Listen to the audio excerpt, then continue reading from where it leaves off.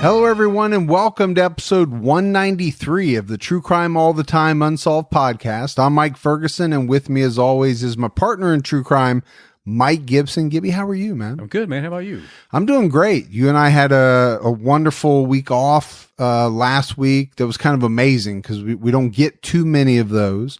Spent a lot of time with family, had Christmas. It was very nice. Wait, we were off last week? Yeah. You had me here. No, you must have been somewhere else podcast. Oh. You must have been in somebody else's studio, man. I don't know where you were. Well, it was kind of a cool studio, so yeah. Well, that's good. As long as you did some good work. They had nice chairs. That's all that matters. They had nice chairs for me to sit in.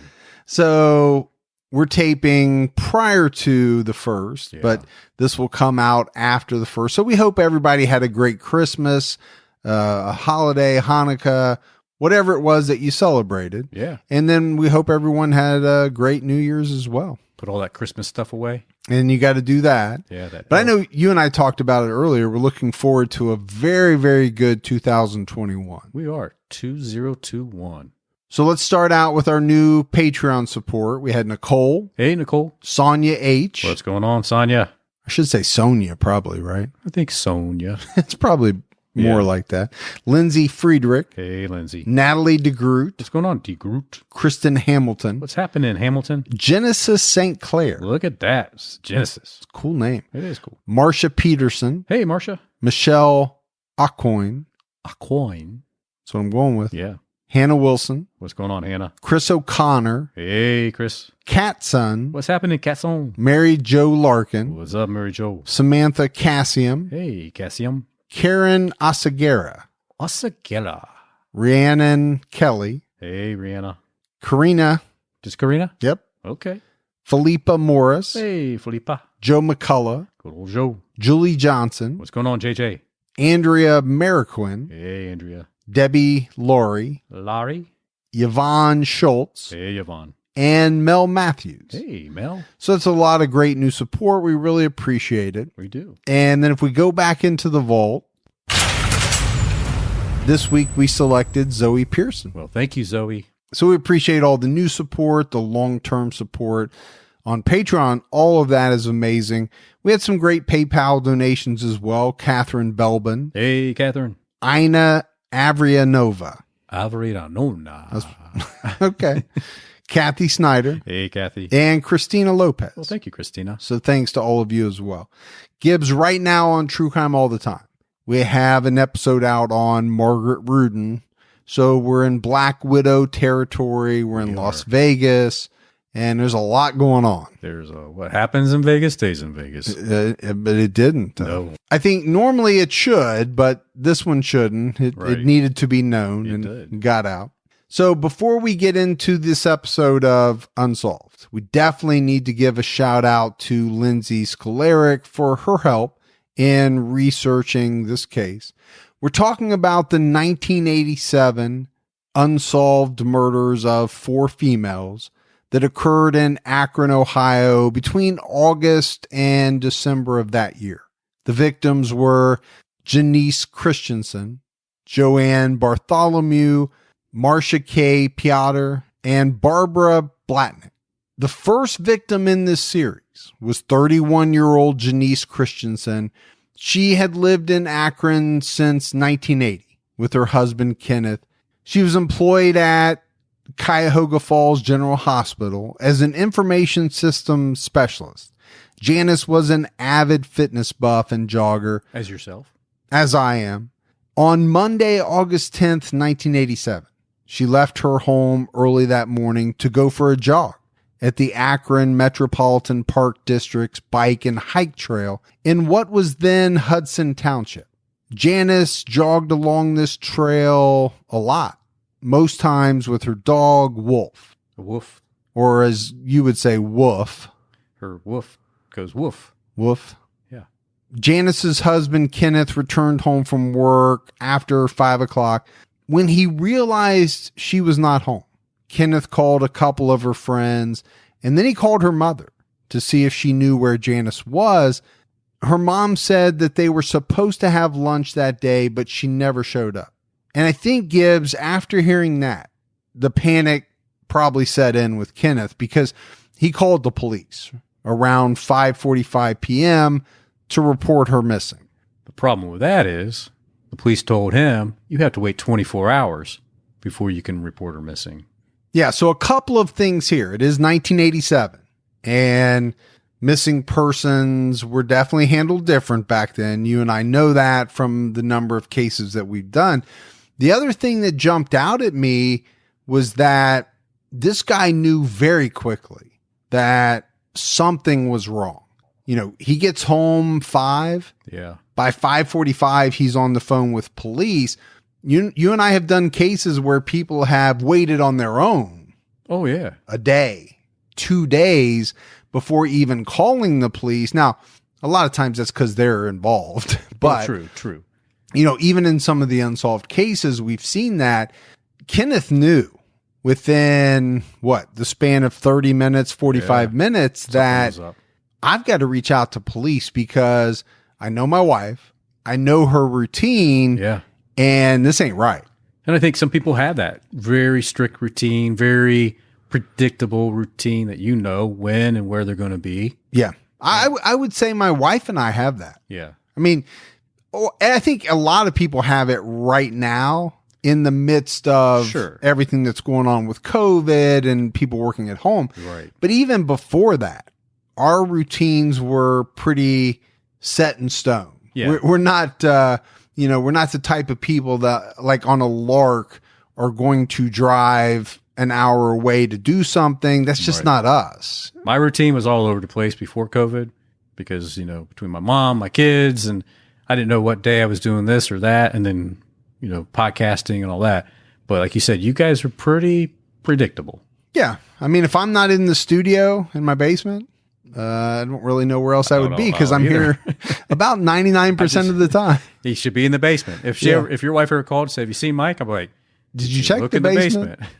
But that is one thing that definitely jumped out at me. Kenneth thought that something occurred from the time when Janice left to go jogging on the trail to the time where she was supposed to meet her mother for lunch and failed to show up. Later that night, Kenneth called around, trying to locate Janice. None of her other friends or family knew where she was, so he planned to search for her in the morning as soon as the sun came up. And Gibbs, I think correctly, he thought it was best to start with the jogging trail. Sure. Go with what you know. That's the last place he was certain that she would have been. The trail they were going to search was east of Ohio 8 and south of Streetsboro Road, about a quarter mile north of Barlow Road. It's a 22-mile trail that starts at the Stowe-Kent border and runs to the Cuyahoga County line. So on Tuesday, August 11th, 1987, Kenneth and their dog Wolf headed out to search the trail. Kenneth was hoping to locate Janice's car, an orange 1983 Toyota Tercel, in one of the parking areas, but he couldn't find it. Well, it's orange, so you think it would stand out. It's going to stand out pretty quickly, I would think. He parked in the area where Janice would typically park. As he and Wolf searched the trail, Wolf took off, but came back pretty quickly and led Kenneth directly to Janice's body. Always find it amazing how dogs can do this. Their sense of smell is so amazing, right? So strong. And you look at what the dog was able to do and you say, okay, wow, that's amazing. Sure. But think about how incredibly sad that is as well, that the dog was able to do that. Yeah. To, find the body, lead his owner to his wife's body. It's incredibly sad. When Kenneth got to Janice's body, he knelt down and found that she was cold to the touch. She only had her top on and it was covered in dry blood. I think right away he knew she had been murdered. He ran off to call police to the site. That had to be so rough. Yeah, obviously not a position that anyone ever wants to be in. And it's just something that you can't even imagine. yourself having to go through, and hopefully most people don't. Right. Listening. The police got to the scene and they thought that she most likely was sexually assaulted, but that would have to be confirmed by the medical examiner. Police found several footprints near the body. However, none of the footprints would ever be linked to a specific individual.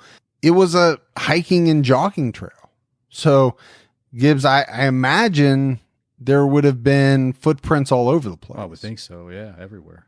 The medical examiner confirmed Janice's time of death at around 10 a.m. the day she went missing, and the cause of death as multiple stab wounds, and it was confirmed that she was sexually assaulted. Several local police and park agencies assisted in the investigation of Janice's murder. John Daly, the Akron Metro Parks director, said that this was the first serious incident to occur on the bike and hike trail, which is kind of surprising in and of itself when you think about the number of cases that we've done where, these kind of hiking trails or jogging trails, they're isolated in a lot of times. And we've talked about a number of unsolved cases where victims were selected and or killed right there on some type of trail. Knowing that it's a 22-mile trail on top of it, plenty of opportunity. That's a lot of area, yeah. And when researching this case, when you look at 1987 and even 1988 in that area, they had a lot of abductions going on. So I'm surprised that it hasn't occurred before this. Yeah, if he's correct in his statement, it is surprising. Police did locate Janice's orange 1983 Toyota Tercel about 2 weeks after she went missing. It was in a parking lot in the city of Bedford, Ohio. And this was probably 20 miles or so away, which I think is important. Make of that what you will. I mean, it clearly wasn't her that drove that car there and then came back to the trail, so it had to be the killer. Yeah, I think you can make that inference pretty easily. Investigators scrubbed the car, but really didn't find any clues to help assist them in finding the murderer. Investigators never developed any leads regarding the murder of Janice Christensen. But investigators were able to collect some pretty good evidence. They collected semen from the crime scene, and we know, Gibbs, something you can pull DNA from. That's very valuable. Sure. If you can get DNA sample and if you can match it. Right. It's still valuable, but sometimes it doesn't pan out, and we know that. You got to get that match. Just 2 months after Janice Christensen was murdered, another murder occurred. The second victim was 47-year-old Joann Bartholomew, who managed the Dairy Queen restaurants in Mogador and Cuyahoga Falls, along with her husband, Chuck. She also taught Sunday school classes at First Church of God. That was the church that she attended regularly. She was baptized there. She was married there. That was her church. She had a long standing there. Joann and Chuck had 2 sons who were both adults at the time of her death. Joann also at one point taught health and physical education in the local school system. But on October 21st, 1987, Joann had worked the Wednesday night church service. And shortly after the service, she drove over to the Chapel Hill Mall and made a purchase from the O'Neill's store. It's like a Macy's department store. Okay, because I was not familiar with O'Neill's. Yeah. I am familiar with Macy's because we have one at our local mall. Yeah. And to that, Macy's actually bought O'Neill's, and Macy now owns them. That same night, Chuck had worked late at one of the DQ restaurants and arrived home around 9 p.m. He had dinner without Joann because he knew that she could be late. After eating, he relaxed on the couch and dozed off until about midnight when he woke up suddenly, still on the couch. He started calling out for Joann, but she didn't reply. It was at this point, he got worried that Joann was still not home. He checked the garage and driveway, didn't see her car. So he called their son and asked him if he had seen or heard from her. He hadn't, and they both decided to call the police and report her missing. But Gibbs, they had that same issue. Right. As Kenneth had, police would not take a missing persons report until 24 hours had passed. But I think Chuck was kind of like you. You're not going to wait. No, I'm not going to wait. You wouldn't wait. I don't know how many people would wait. Again, this sounds very similar to the first incident. I think that Chuck knew, okay, midnight's way too late. I get it. Joann might go a little late, but he knew she should have been home well before midnight. Right. And for her not to be, that sent the alarm bells off in his head, and he wanted to take immediate action. He wasn't going to sit around on his hands for 24 hours and see if she came home, because he knew something wasn't right. And if the police weren't going to do anything, he was going to take matters into his own hands. And I think most people would. Absolutely. I know I would. And I know you would. So he drove around town. He was looking for Joann, looking for her car. He didn't find either. The very next day, Joann's vehicle was found parked at the Chapel Hill Mall. She wasn't in the vehicle. She wasn't in the mall. Chuck had reached out to their friends and family to ask for help to search for Joann. They searched all day and all night for the next couple of days.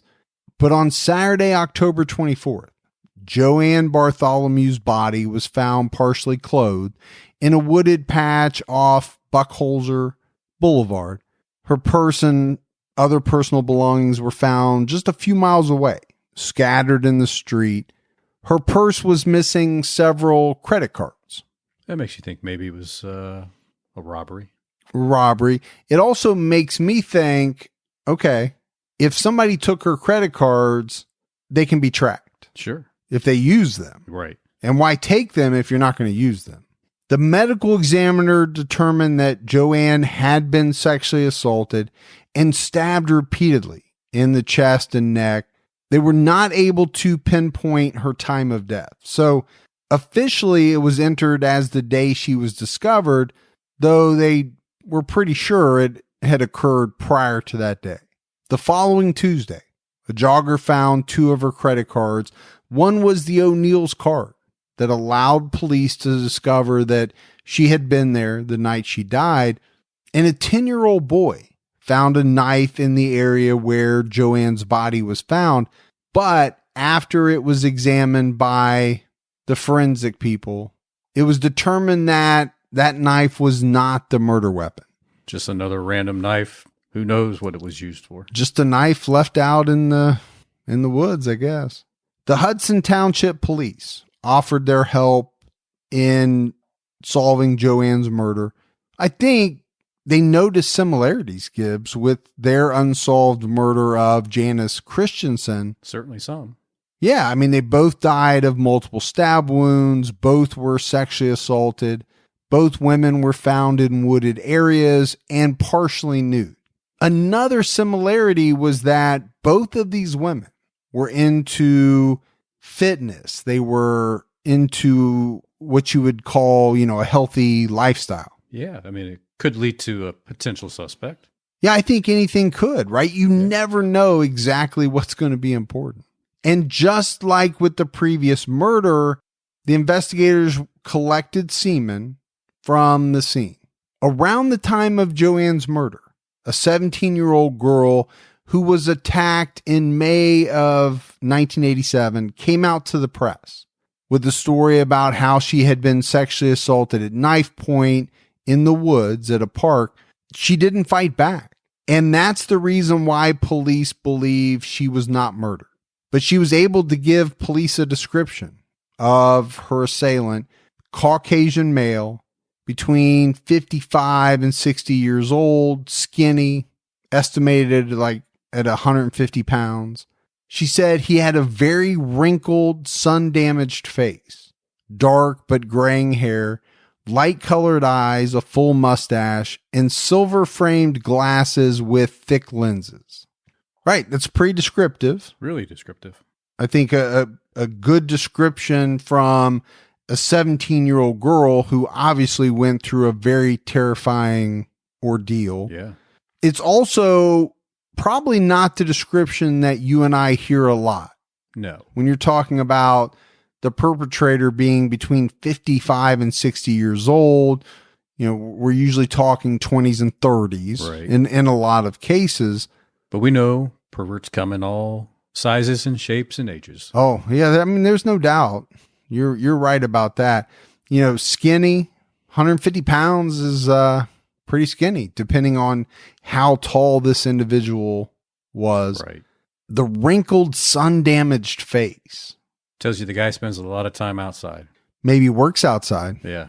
Maybe has a job where he's mowing grass. I mean, you can really get into going down some avenues around that. Right. The dark but graying hair threw me a little bit because I'm nowhere near 60 years old, and I can't say mine is dark but graying. It's gray, used to be dark. I would say it's about where mine is. Yeah. Yeah. So, okay, maybe the guy just was blessed with that type of genetics where, his hair stayed darker, or maybe he colored it. Yeah. And hadn't colored it in a while. The gray was showing through. I'm just kind of spitballing here. Could have been dirty too. Greasy. Who knows? Who knows? Yeah. After the 2 murders and the news about this sexual assault, the Akron Park District Rangers began warning women not to be alone in the park until further notice. I think it's a good warning. I think anybody seeing, that type of information on the news should be saying to themselves, I'm going to put my solo jogging, nature hiking in the park on hold for the time being. Yeah. I think I'll stick with the treadmill for a while. Yeah, we have a predator out there who is probably not going to stop and is probably at this very minute out there looking for his next victim. The third victim in this unsolved murder spree is 36-year-old Marcia Piotter, who was married to Larry Piotter. They had 2 girls. She worked as a receptionist at the Akron dentist office of Dr. Lawrence K. He was in the process of moving his office, and Marcia was helping with that transition. The office manager, Millie Pesich, told the Beacon Journal that Marcia was a warm, giving, pleasant person and a hard worker. She added that Marcia had never, ever missed a day of work. Pretty impressive. It is. On Monday, December 14th, 1987, Marcia was seen at work around noon by Millie. Marcia told Millie that she had a lot of errands to run. She was excited about buying decorations, getting her home ready for Christmas. Millie said she had conversations with Marcia about being safe while out because of the recent murder of Joann Bartholomew. Marcia went to play bingo at St. Martha's Church early that evening. The next morning, her husband realized that she never returned home. He called the police to report her missing. And what's interesting about this call was that by this point, police had waived their 24-hour period because of the previous assault and the 2 murders. Yeah, I think the sense of urgency jumped up. As it should. Akron police reported to the media right away about her disappearance, and police and residents began searching for Marcia and her car. Marcia's body was found that night at 11:30 p.m. by 2 West Akron residents in an apartment complex parking lot.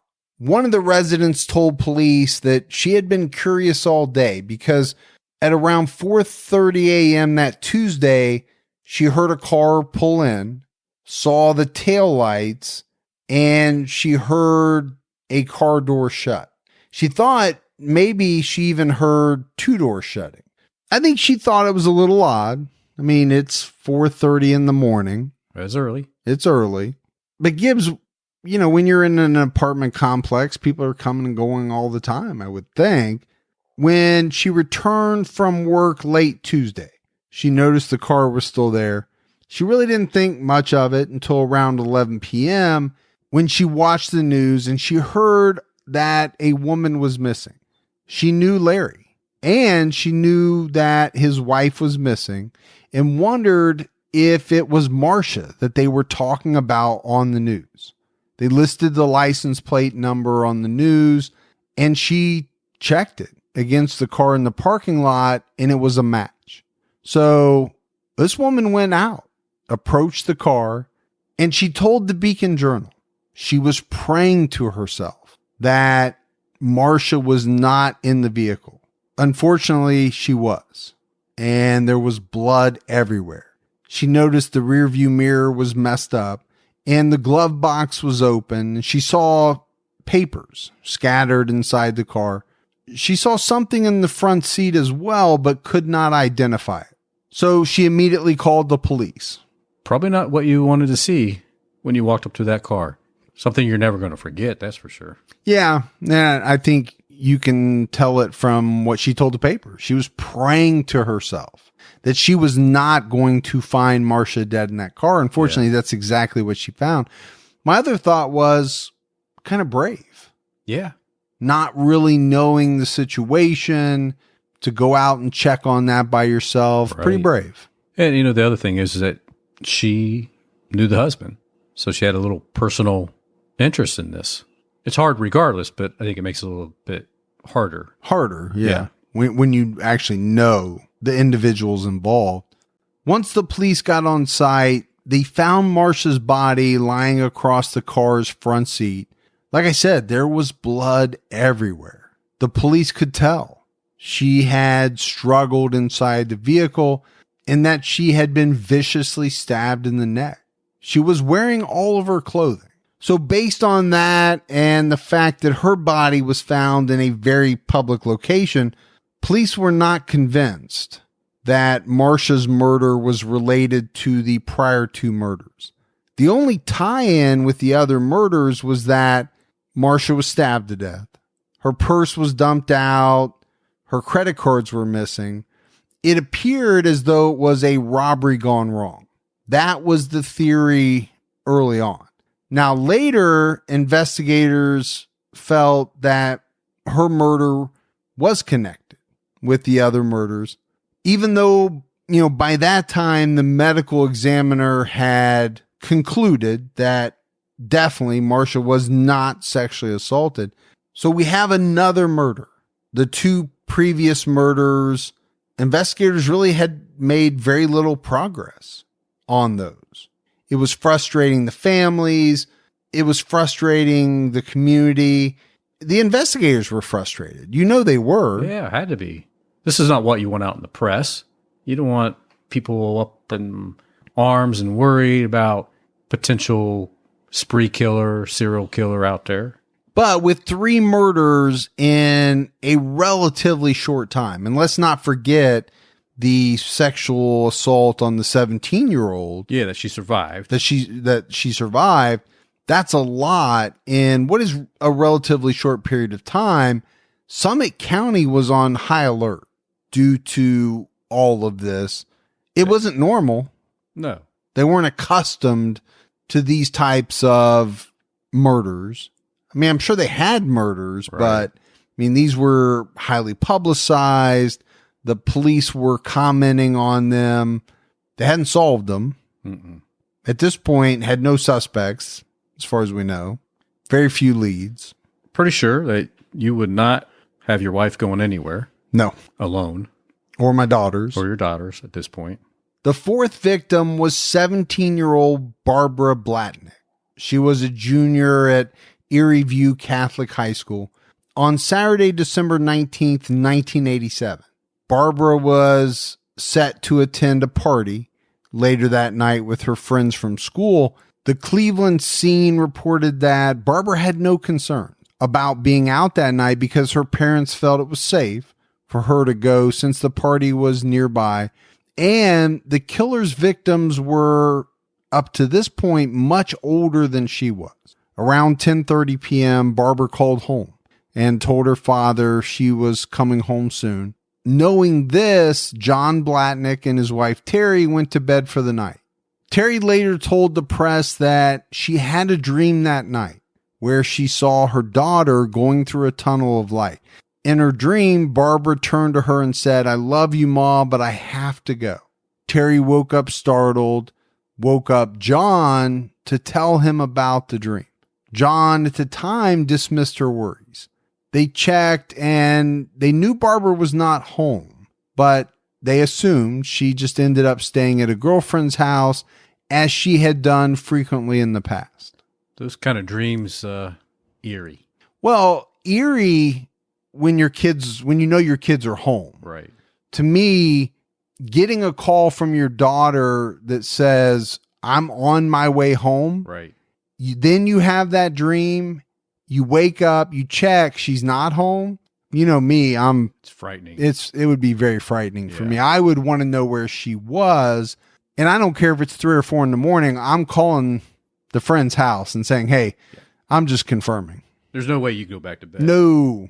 If you even went to bed in the first place. And I don't say that blaming the parents at all. No I'm just saying no judgment. I'm saying what I would do. Right. I would have a lot of trouble going back to sleep. On Sunday morning, when Barbara didn't come home or call, John and Terry, they got concerned. And they were worried, obviously, that she hadn't come home yet. It was around 3 p.m. when John and Terry decided they needed to call police. Essentially, at the moment they made that decision, someone knocked on their front door. It was 2 police officers who asked John to accompany them to Akron to identify a body that they believed to be his daughter from identification that they found on the body. Probably one of the worst nightmares. I can't imagine having to do anything worse than that. Yeah. Or going through anything worse. I just don't know what would be worse than that. Yeah, but they ask you to come identify the body. Man, I think most people will break down right then. Barbara's body had been found by an employee of KST Oil and Gas while driving down a road near the Blossom Music Center in Cuyahoga Falls. This was around 10:20 a.m. on Sunday. Her body was on a narrow access road that led to the music center. She appeared to have been strangled to death, possibly sexually assaulted. The medical examiner later determined that Barbara had been intoxicated, either voluntarily or involuntarily.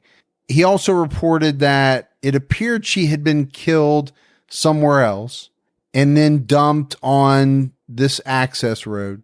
He determined that she had been sexually assaulted by at least one male, possibly more than one. And I think this determination was made because there was semen found from 2 different males, which gives either means she had consensual sex with one male before being abducted and sexually assaulted by another male and murdered, or there were 2 male suspects who had sexually assaulted her. Yeah. Without knowing the events of that night, that's the only logic you can put behind this. Investigators did have some clues in this case. One which was very interesting. Barbara attempted to write some words and numbers on the palm of her hand before she died. Investigators couldn't make it out, so the medical examiner removed her hand and sent it to the FBI in Washington, D.C. for analysis. The results from this analysis in D.C. have never been made public. Many have speculated that it could have just been a phone number and name written down while she was at the party and therefore completely unrelated to her murder. And again, investigators at first were not sure if Barbara's murder was connected to the other 3. Barbara was much younger and she was strangled. not stabbed. But over the years, investigators came to believe that her murder is connected. A special task force was put together to review all 4 murder cases and determine if the same killer committed them. A month after Barbara was murdered, on January 23rd, 1988, an attempted abduction occurred in Cuyahoga Falls around 12:30 a.m. An unnamed woman in her mid-20s parked her car and was walking to her home when a man with a knife grabbed her and pulled her between 2 vehicles. This woman fought hard and was able to knee this guy in the groin.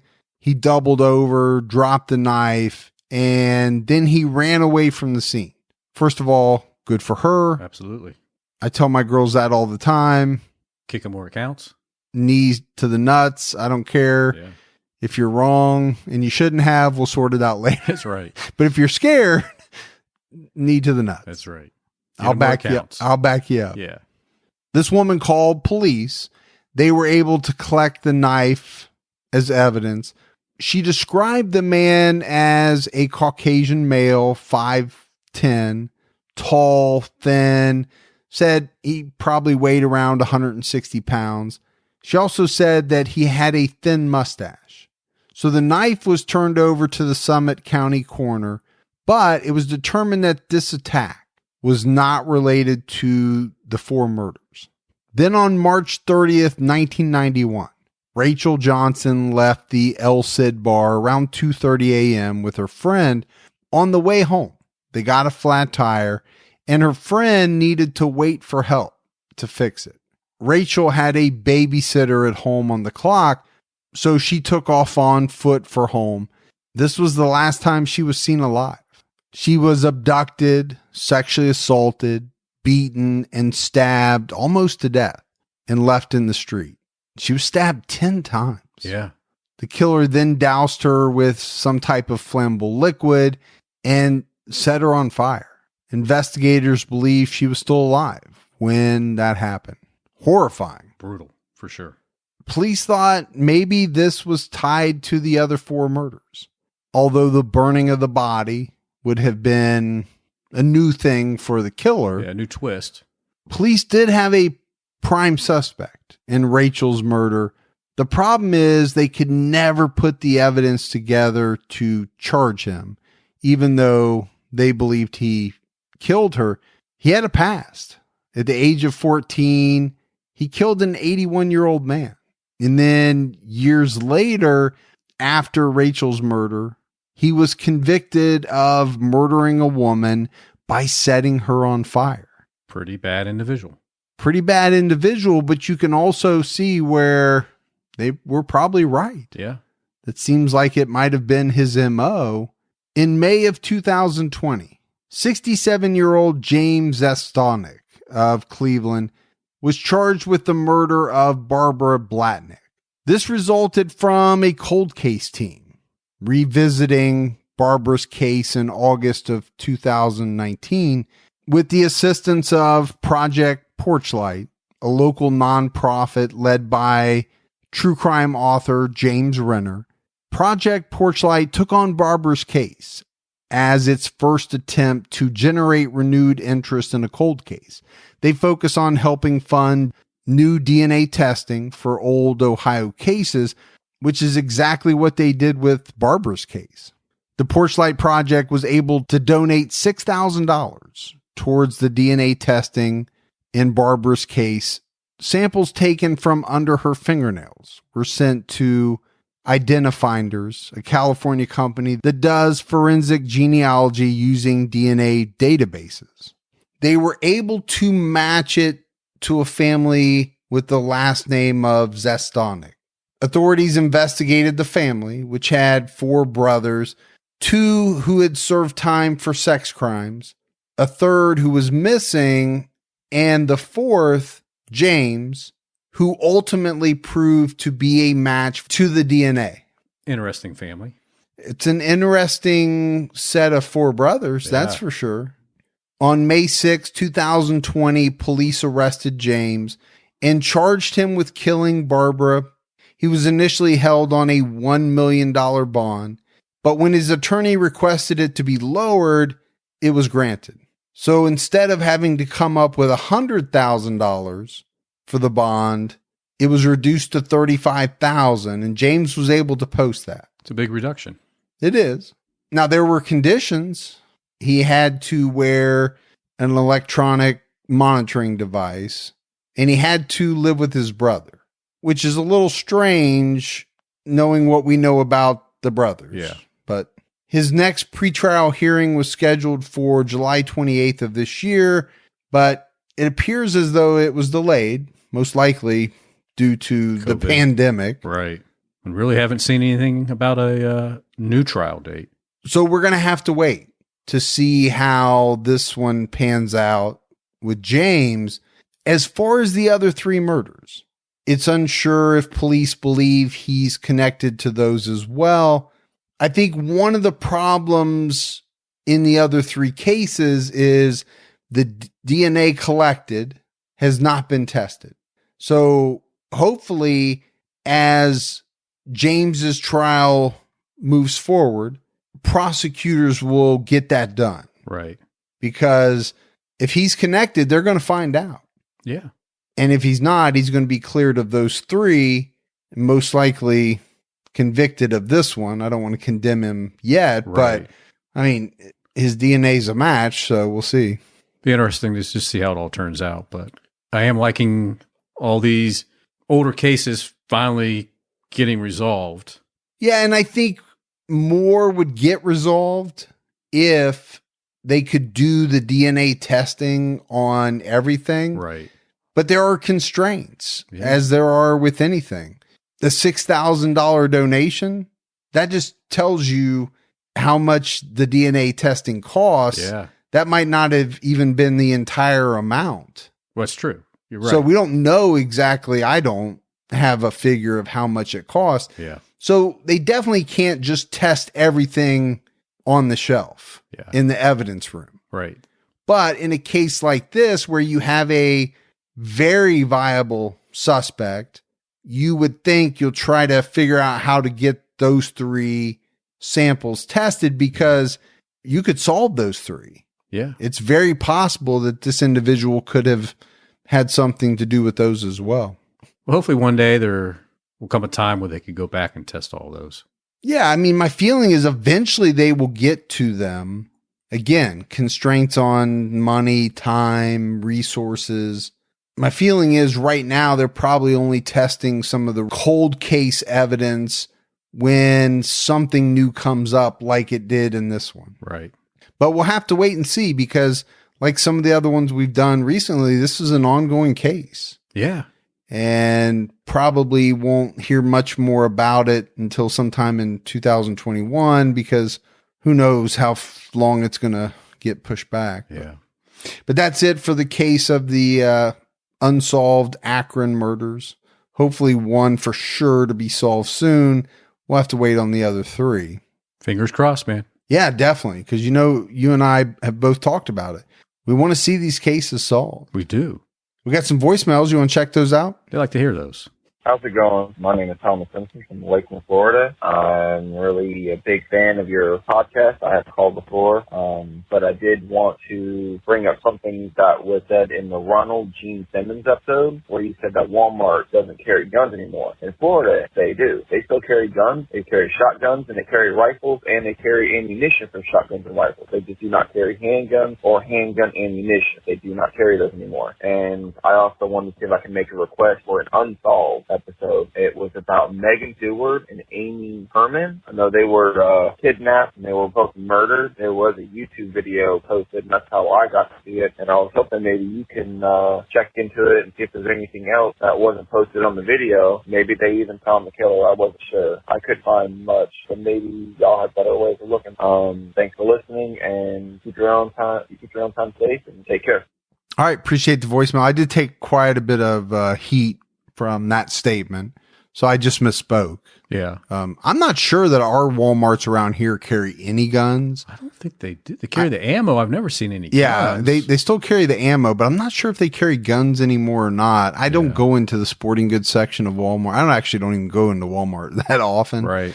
But they definitely don't. None of them sell handguns anymore. Right. So I just misspoke on that one. But That we'll check happens. into that case. Sure. Yeah, it happens when you talk all the time. Right. You're talking off the top of your head. You are going to say something incorrectly. It's going to happen. Well, I know. I do it all the time. Hi, Mike and Gibby. My name is Leah. This is the first time I've left a message, but I've listened to this particular episode twice now. It's the Marilyn Green and Jerry Hillard case. And one of the people that you mentioned, I believe that were an eyewitness, I'm convinced that it's my mother's ex-boyfriend. I don't want to say the name because my mom told me not to, but every time I listen to it, I just die laughing because there's some other things that we know about him that are crime related. And I just make fun of my mom, and I just wanted to let you guys know that being connected, I think, in some way to some case kind of makes my day. I enjoy you guys' show a lot. I listen to it while I work out and hope to get strong so that I can fight off a criminal one day. Keep up the good work, and I can't wait to see what you guys have for 2021. You got to be strong, Gibbs, to fight off attackers. You do. That's part of being aware, keeping your head on a swivel, keeping up your physical fitness. That's right. Now, that part I don't subscribe to as much as I should, but, But you are a martial artist expert. Martial artist. I'm like a sandwich artist. Yeah, at Subway. sandwich artist. How you doing? My name's Ryan. Listen to your podcast all the time at work. It's wonderful. It's fantastic. Live in West Virginia. I was wondering if you all ever thought about doing a case about a guy named Jason Gill. I was in junior high at the time, and he was a guy that lived down the street from me. His dad was Jack Gill. I believe his dad played for the Washington Redskins, or at least that was the rumor. And they took him out, and I guess he was into drugs or something, and they took him out and shot and killed him and attempted to burn his body here in West Virginia. And I don't know, just wondering maybe if y'all look into that case and maybe do her one day. Love the podcast. Keep up the good work. Thank you all very much. You all do a great job honoring their families, respecting the ones who passed. Not enough could be said about you all, man. Keep up the good work. Well, it was nice. I appreciate that. Yeah. It's not a case I'm familiar with, so we'll definitely write it down. We'll check into it, see what we can find. All right, buddy. We got to get out. We do. That is it for another episode of True Crime All the Time Unsolved. So for Mike and Gibby, stay safe and keep your own time ticking.